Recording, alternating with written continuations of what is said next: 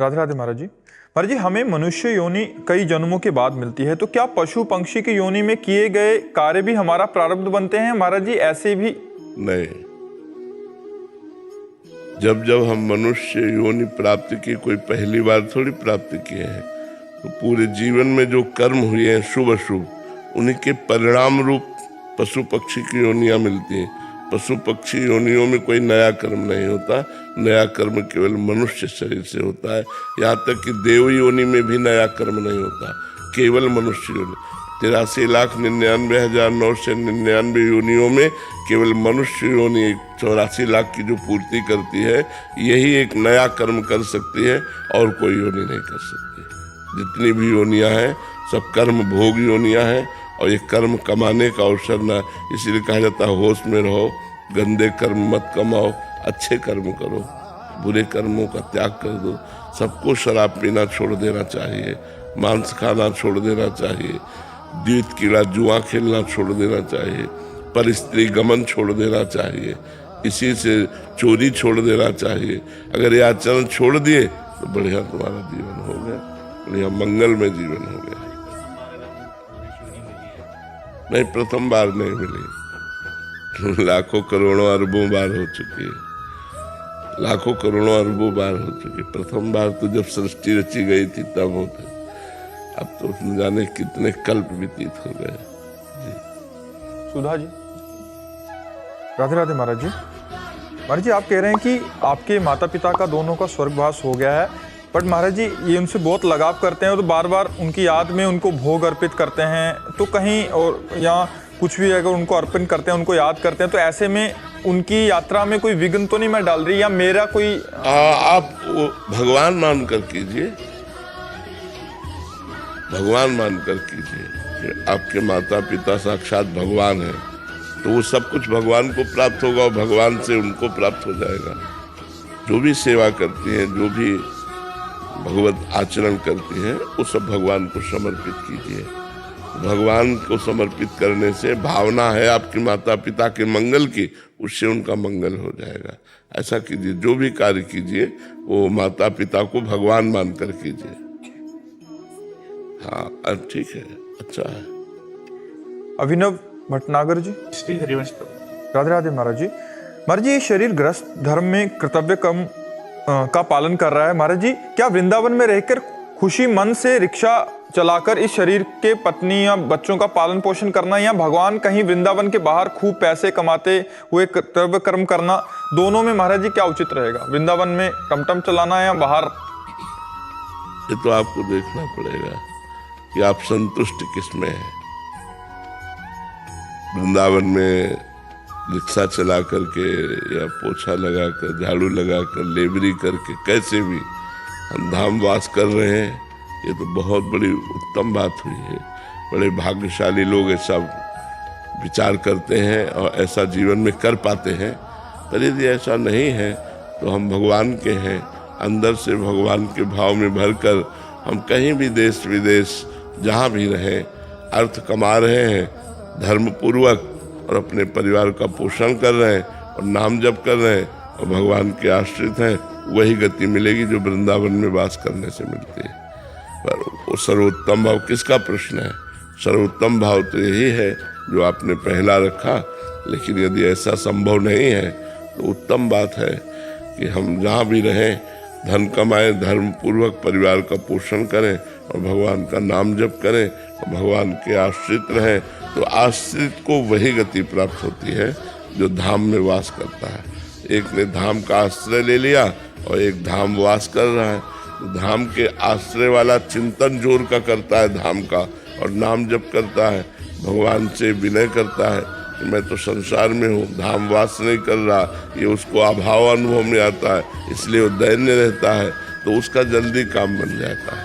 भगवान अगर पैसे की चाह ना हो दिल में तो फिर मतलब देखो बच्चा, केवल कोरी भावुकता से जिंदगी तो कटती नहीं है। आज अर्थ का जमाना है, आज समय है जब पीछे बुजुर्ग लोग कहते थे देखना एक समय आएगा पानी बिकेगा, तो हम लोग कहते थे पानी कहीं बिकने वाली चीज है? मारा पानी घूमता था जगह जगह, कुआं जगह जगह। वो आज समझ में आया कि बुजुर्गों की बात जो है वो अनुभव युक्त थी। आज पानी बिकता है यार, बिना पैसा के आप प्यास नहीं बुझा सकते, भोजन की तो बात जाने दो। तो देखो समय आया कि नहीं आया। तो आज अर्थ का समय है। अर्थ है तो सिलेंडर मिलेगा, अर्थ है तो आपको वास मिलेगा। आप देखो वृंदावन बड़ा महंगा वास है, तो आप देखो कितना खर्चे की जरूरत है। अगर आप वृंदावन वास करते हो तो आपको वास के लिए कोई कुटिया चाहिए, फिर आपके परिवार के पोषण के लिए भोजन चाहिए, फिर बिजली का बिल चाहिए। बहुत से ऐसी आवश्यकताएं हैं जो आपको अर्थ के लिए विवश कर देंगे। अब अर्थ की वृत्ति प्राप्त करने के लिए कुछ ना कुछ तो हमको करना पड़ेगा। अगर हर समस्याओं से जूझना है तो आ जाओ वृंदावन। श्री जी का सेवक बना सकते हैं कैसे? अगर ये भावना है कि हम श्री जी के आश्रित हैं तब तो कोई समस्या नहीं है। लेकिन हम धन के आश्रय और संसार का आश्रय, देखो हम जब वृंदावन आए थे ना, किसी को नहीं जानते थे, किसी को नहीं, हमें परिचय ही नहीं था किसी से। काशी से आए थे, और देखो आज है, रोना पड़ा है, पर ऐसा नहीं कि रोना पड़ा, रोए हैं हम कि हमें ऐसा लगा कि अब जाना पड़ेगा। तो हम, ये टीला है मदन मोहन जी का, इसमें चढ़ के एकांत में दोपहर में खूब रोए थे ठाकुर जी से कि कहीं एक छोटा सा कोना दे दो, मुझे वृंदावन वास करवा दो, मुझे वृंदावन से बाहर क्यों भेजोगे। तो देखो लाडली जी की ऐसी कृपा हो गई कि सब व्यवस्था कोई व्यवस्था। अगर लाडली जी का भरोसा है तब तो सैकड़ों लोग ऐसे वास कर रहे हैं जिनका कोई भी अस्तित्व नहीं है, और सब श्री जी चला रहे, सब श्री जी चला रहे, सब व्यवस्था। आप कृपा कर दीजिए हमारे लिए खंड। हम तो चाहते हैं सब वास करें, लेकिन श्री जी से पास बने तब ना। धाम श्री जी का है, जिनको वृंदा विपिन है, कृपा नहीं की होए, वृंदावन में तबे तो रान पाई है सोए। जिनका वृंदावन है, हम लोग तो सब दास हैं, श्री जी का वृंदावन, श्री जी कृपा करें तो वृंदावन वास हो जाए। हाँ, तो हम तो चाह रहे हैं, जब हमारा वृंदावन वास खतरे में हुआ ना और किडनी फेल हुई, तो निश्चय किया चाहे जितनी बड़ी दुर्गति हो जाए, यही मरूंगा, भोजन मिले ना मिले, दवा मिले ना मिले, चाहे नर्क जैसी दुर्गति मिले तो भी मैं यहीं तड़पूंगा, पर वृंदावन नहीं छोड़ूंगा। ये नियम ले लिया पूरा दृढ़। वृंदावन की कृपा से आज 27 वर्ष हो रहे वृंदावन वास करते हुए, भगवान की कृपा से ब्रजमंडल से बाहर नहीं गए। इसलिए अगर श्री जी का भरोसा है तब तो सब बन जाएगा, कुछ नहीं बिगड़ेगा। अगर अपना भरोसा है तो धक्के खाने पड़ेंगे। हाँ, श्री जी का भरोसा है, सब पार कर दो। जूही जी बैंगलोर से। राधे राधे महाराज जी। महाराज जी, मेरा प्रश्न है कि योग वशिष्ठ में एक सूत्र का उल्लेख है जो इस प्रकार है, पुरुषार्थ ही परम देव है। महाराज जी, मैं इस सूत्र का भावार्थ समझना चाहती हूँ कि यहाँ पर पुरुषार्थ भागवतिक है या लौकिक? भागवतिक। लौकिक पुरुषार्थ में दम नहीं होती। जो लौकिक पुरुषार्थ है ये प्राकृतिक मायामय है, इसमें दम नहीं होती। दम होती है आध्यात्मिक पुरुषार्थ में, जैसे भगवान का नाम जप करना, शास्त्रों का स्वाध्याय करना, मंत्रों का अनुष्ठान करना, तीर्थों में जा कर के अनुष्ठान करवाना, व्रत उपवास, ये दिव्य पुरुषार्थ है। इस पुरुषार्थ के द्वारा हम अपने जो पूर्व पाप हैं उनको नष्ट करके सुखी हो सकते हैं। इसलिए पुरुषार्थ की जय। जो पुरुषार्थ अध्यात्म से जुड़ा है, अब केवल माइक पुरुषार्थ कर रहा है, जैसे बहुत मेहनत करके किसान फसल तैयार हुई, अब इतने में पानी गिर गया और वो फसल गिर गई और नष्ट हो गई, ओले गिर गए, फसल नष्ट हो गई। किस काम आया पुरुषार्थ? पुरुषार्थ तो उसने किया बहुत प्रबल। अब बहुत पढ़ाई की, बड़ी डिग्री प्राप्त की, जहाँ नौकरी के लिए जाता है असफलता मिलती है क्योंकि बुरा प्रारब्ध है, तो क्या करेगा पुरुषार्थ। लेकिन अगर आपने जप किया है, आपने तीर्थावगाहन किया है, व्रत उपवास किए हैं, गंदे आचरणों का त्याग किया है, तो ये पुरुषार्थ आपका आपको विजय दिलाएगा, आपको सुखी करेगा, आपको विपत्ति और संकटों से बचाएगा। और परम पुरुषार्थ के द्वारा हम भगवत प्राप्ति कर लेते हैं। परम पुरुषार्थ के द्वारा हम आत्मबोध ब्रह्म ज्ञान प्राप्त कर लेते हैं। जो योग वासिष्ठ है वो आत्मबोध कराने वाला ग्रंथ है। तो पुरुषार्थ के द्वारा लौकिक उन्नति और परम पुरुषार्थ के द्वारा भगवत प्राप्ति और हम ब्रह्म बोध भी प्राप्त कर सकते हैं। ये पुरुषार्थ की बात है। विकास गर्ग जी दिल्ली से। राधे राधे महाराज जी। प्रभु, जैसे कि शरीर तो नश्वर है, तो क्या आध्यात्म मार्ग में गुरु और साधक का शाश्वत मिलन होता है, जहां वो एक दूसरे से कभी अलग ना हो? दो रह ही नहीं जाते, दो नहीं रह जाते। शिष्य की पूर्णता तभी है जब गुरु स्वरूप हो जाता है। जो गुरु का स्वरूप है उसी स्वरूप को प्राप्त हो जाता है, तो एक हो जाते हैं, दो नहीं हो जाते। जैसे दो घड़े रखे हैं तो सूर्य दो दिखाई देते हैं, लेकिन घड़े फूट गए, दोनों फोड़ दो घड़े तो एक सूर्य है। ये घड़े हैं नाशवान शरीर। नाशवान शरीरों के नष्ट होने पर प्रबल पुरुषार्थ करने वाला शिष्य गुरु स्वरूप हो जाता है।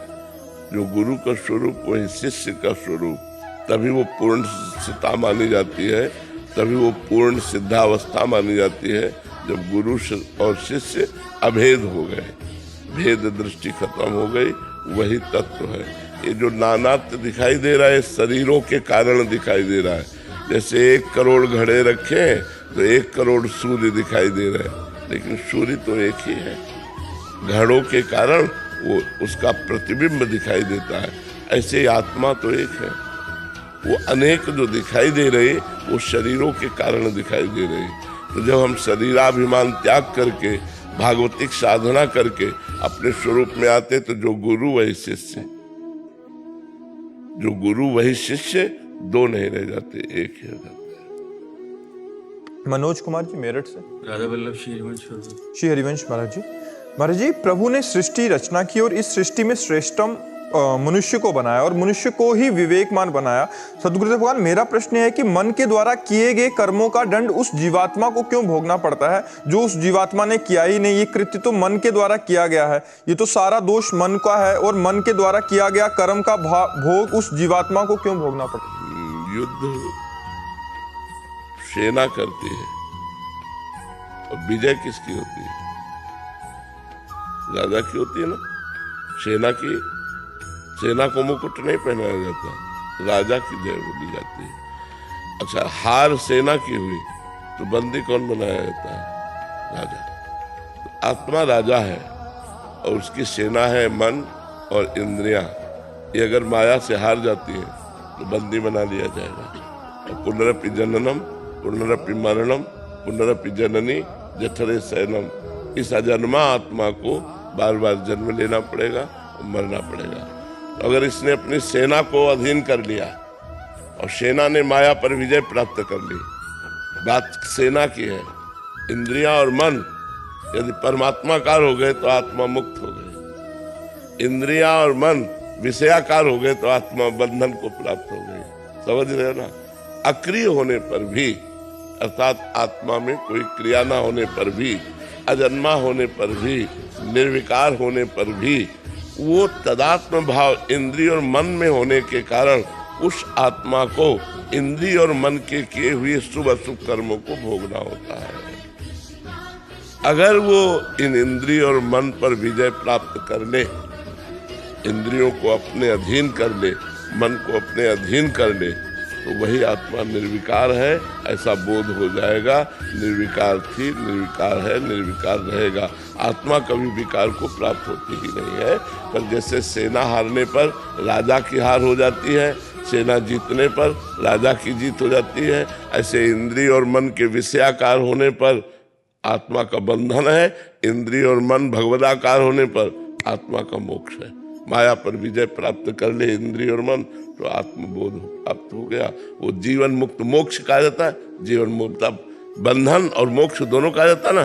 तो बंधन माया युक्त, बंधन से मुक्त मतलब माया मुक्त। समझ पा रहे आप? हाँ, इसलिए आत्मा को बंधन ना होने पर भी बंधन प्राप्त होता है। जड़ चेतना ही ग्रंथि पड़ गई, यद्यपि मृषा, मतलब झूठी बात है, पर छूटत कठिनाई, छूटत कठिनाई। यही छूटत कठिनाई, ये भ्रम नष्ट हो जाए, काम खत्म हो गया। भ्रम है हमें कि खाने में सुख है, देखने में सुख है, सूंघने में सुख है, और मैं सूंघ रहा हूँ, मैं देख रहा हूँ, मैं भोग रहा हूँ, तो अहंकार विमूढ़ आत्मा करता हम इति मन्यते, बार बार जन्म मरण को प्राप्त होता है। यद्यपि निर्विकार है, अजन्मा है, फिर भी अजन्मा होते हुए अज्ञान के कारण, इंद्रिय मन विषयाकार होने के कारण उसको बंधन प्राप्त होता है। निर्विषय होने पर नहीं स्वात्मारामम विषय मृग तृष्णाम भ्रमयति, वो आत्माराम पुरुष जीवन मुक्त हो जाता है। देवल जी दुबई से। राधे राधे महाराज जी। महाराज जी, आप पूछ रहे हैं कि मेरा प्रश्न है कि व्यक्तवाद और अव्यक्तवाद के बारे में आप जिस भक्ति मार्ग पर हैं वो स्पष्ट रूप से व्यक्तवाद दर्शाता है। महाराज जी, अद्वैत और द्वैत में भेद जानना चाहते हैं, कह रहे हैं कि बट कभी कभी आपके प्रवचन में अव्यक्तवाद या अद्वैत शब्दावली का भी प्रयोग होता है, तो इस विरोधाभास को कैसे समझा जाना चाहिए? कहाँ विरोधाभास कहाँ है, हमको बताइए आप। विरोधाभास व्यक्त कीजिए। एक में लीन होने वाले हैं, मतलब जब मुक्ति होगी कभी भी शरीर, तो प्रेम में भी तो एक हो जाता है। ब्रह्म नहीं, माया नहीं, नहीं जीव नहीं काल, अपनी ही सुधि ना रही, एक रहे हो नंदलाल। दो कहाँ, न भक्ति में न प्रेम में। चरम अवस्था भक्ति की जब आती है तो एक ही तत्व रह जाता है, कृष्णाकार मन, कृष्णाकार बुद्धि, कृष्णाकार चित्त, कृष्णाकार आम। अभी समझा कहाँ है? तो अभी न तो भक्ति में के पूर्णता में हो, न तो ज्ञान की पूर्णता में हो। अच्छा, आप ज्ञान की पूर्णता से भी आ रहे हो, भक्ति की पूर्णता से भी आ रहे हैं, इसलिए हमारे प्रवचन में दोनों बातें आपको मिलेगी। क्योंकि काशी में 20-22 वर्ष काशी की उपासना और 27-28 वर्ष हो गए वृंदावन की उपासना, तो हम दोनों में ट्रेन रहे। तो आप जो भी प्रश्न करोगे उसका उत्तर मिल जाएगा, चाहे व्यक्त से प्रश्न करो, चाहे अव्यक्त से प्रश्न करो, चाहे ज्ञान से प्रश्न करो, चाहे भक्ति से प्रश्न करो। इसलिए दोनों हमारे प्रवचन में मिले होते हैं। बात समझ में आ रही? हम केवल प्रवचन नहीं करते, हम उस पर चले हैं, हम उसको खाया है, हम उसको देखा है, उसको अनुभव किया है, तब वो बात करते हैं। महाराज जी, भक्ति मार्ग वाले को कैसे देखना चाहिए और ज्ञान मार्ग वाले को आपका प्रवचन को कैसे, क्योंकि उत्तर तो दोनों सुनने वाले हैं। हाँ, दोनों सुनने वाले हैं। दोनों के लिए जितना प्रवचन हम करते हैं वो दोनों के लिए लाभदायक है, चाहे ज्ञान मार्ग का सुने, चाहे भक्ति मार्ग का। अंतिम जो फाइनल होता है वो हम प्रवचन ही नहीं करते, अंतिम फाइनल स्वयं अनुभव का होता है। उस समय वो शिवोहम में आ जाएगा और वो दासोहम में लीन हो जाएगा।